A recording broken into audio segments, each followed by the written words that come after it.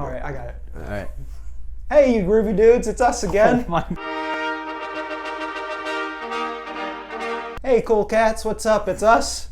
We're back again for another episode of Getting Real, and we're talking about a movie from the end of the 60s. Yep. Mm-hmm. Probably the end of the 60s entirely, because a Very lot close. of people say that the 60s end on In August August. 9th. Yeah, on that day. The ninth film Yes. from Quentin. It's got Brad Pitt. It's got Leo. It's got the Leo DiCap, Mm-hmm. Margot Robbie. Margot Robbie. It's got Timothy Oliphant. It's got Luke Perry. It's got Luke R.I.P. Austin Butler, who I mean I recognize him, but I guess he's like a teen heartthrob these days. Yeah. Wouldn't know, but he looked cool on a horse. He did. Yeah. You know, sometimes you gotta look cool on her. Would I look cool on a horse? No. Probably not. no. I guess probably. Let's right. not even, we can't even debate that. That's a hard I don't want no. to think about that right now. I'll explain the movie to you, even though you've already seen Yes, thank you. it. So it stars Brad Pitt and Leonardo DiCaprio as Rick Dalton and his stunt double Cliff. They live next to Sharon Tate and Roman Polanski, and then some weird stuff happens.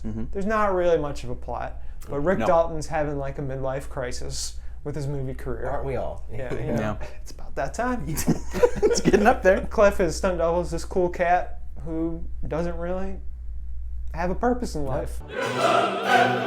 He may Yep. or may not have murdered his wife. Yes. May or may not. And the jury is still out. It is. It's a plotless movie with very great characters, which Oh, is man. a Tarantino staple. Things happen at the end, but it's Yeah. just we're just watching these kind of a day in the life of these characters, which is and it's set in like 1960s Hollywood, which is fun. And, like, this movie is, it spends so much time immersing us Yeah. into 1969 Hollywood. Yeah. With these one actor and stunt double, and it's so great. They pulled it off incredibly well. Yeah. We all know what's going to happen. You know what's going to happen at the end. We all know. But I'm not going to say it. But we all know. Do we all know? Well, I mean, youngins.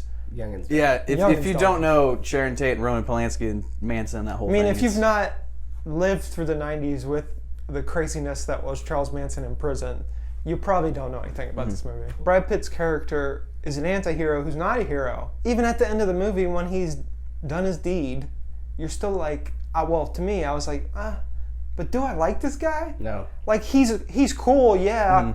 He's got this aura around him, but the way he goes about his life is like kind of gross. I think Tarantino's built up some cred over the last few years, like ever since maybe like Inglourious Bastards. Like, okay, someone could just walk off the street who's never seen a Tarantino movie and probably enjoy it. I would say this one is not like that. I completely agree with that. Yeah. It is more of like a dialogue. It's more character. It seems very personal for him too. It's like about a dude who was like immersed in westerns and is part of the Western culture, and then he's just like, what am I doing with my life? Like, I'm just kind of like fading, and my star is fading, and all these other shining stars are coming, you know, and that's very Tarantino, I think, right now. Yeah, It's it like, definitely is. He's talking about the end of his career, like, or the end of his directing career at least. Tarantino's like, you know, hey, I'm still here, you know, and so it seems very personal for him. So if you love Tarantino, you're gonna love this movie. Oh, yeah. You know, if you like Tarantino, you may like it.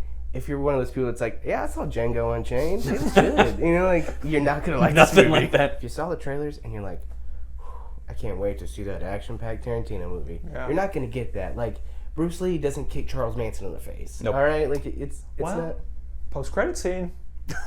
Should have stayed till the end. Dang it. No. Because Bruce Lee kills everybody. They push like Bruce Lee in the preview. Like Bruce Lee, minor spoiler, is like barely in the movie. You know, they push Charles Manson in the trailer.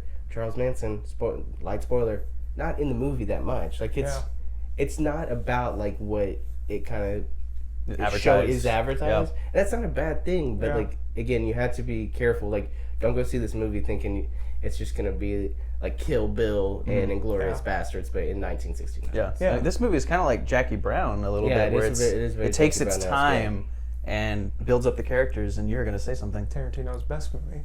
Really? I might agree with you. Oh, I mean, it's great. I don't agree with that. Well, you're both It's wrong. it's and like Even though you agree with me, you're both wrong. And everyone out there who's like, oh, hey, here's the Tarantino movies, right? And you put Kill Bill Volume 2, like, at the bottom. USA Kill Today. Bill 3. Yeah, I'm talking to you, USA Today. What was that? And you put Kill Bill Volume 1 at, like, 3. They're like one movie. It's the same, alright? like- it's like cutting, like, the end of The Godfather and being like, oh, well, the end of The Godfather is the worst of Francis Ford Coppola. and then the first half of The Godfather is number one. This is a great, acting movie. I mean, it's every performance is fantastic. And even Leo, sometimes this is how great of an actor Leo is to me. Like, I almost didn't like him as Rick Dalton.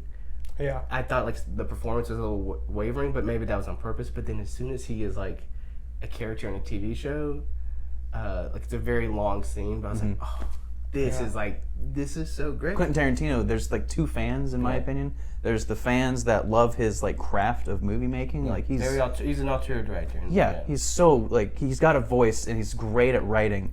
And then there's the fans who love his violence. And this is not that movie. Yeah.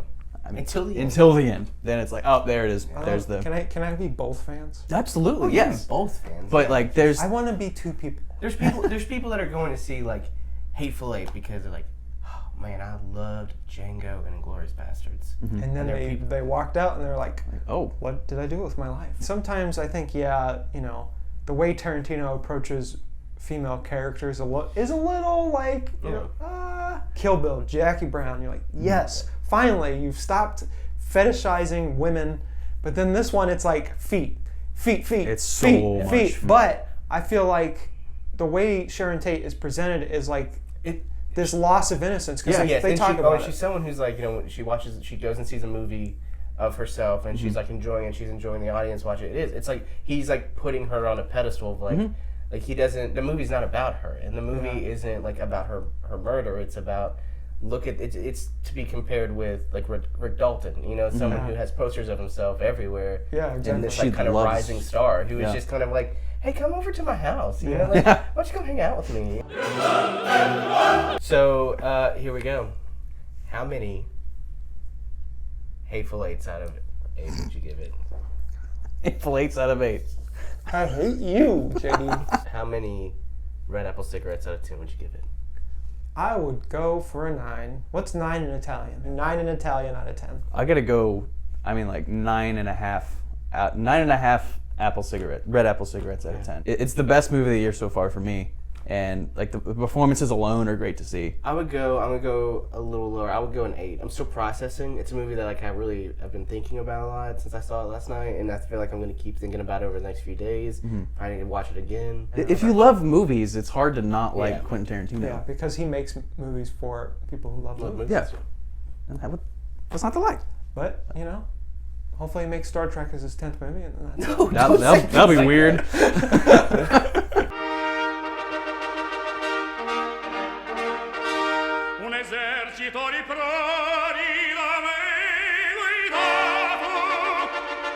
Tarantino's hey, I'm still here.